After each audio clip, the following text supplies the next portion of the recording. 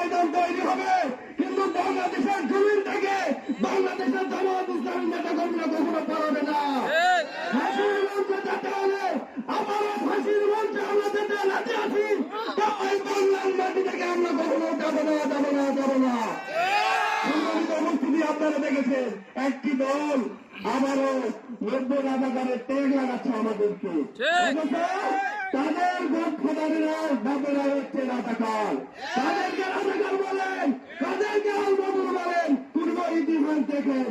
সম্মানিত উপস্থিতি, এই কথা বলা কথা আর বাংলাদেশের জনগণ খায় না। তাই আসুন একটি আদর্শবাদী দলকে শক্তিশালী করে আগামী জাতীয় সংসদ নির্বাচনে জয়পুরহাট 1 আসনে দাঁড়িপাল্লা মার্কার এই সপ্তাহের মোড় থেকে বিজয় স্লোগান নিয়ে আমরা দেবো ইনশাআল্লাহ।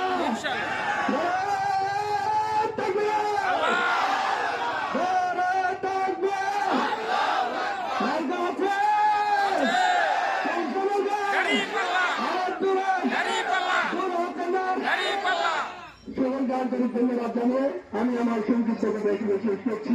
আসসালামু আলাইকুম ওয়া রাহমাতুল্লাহ।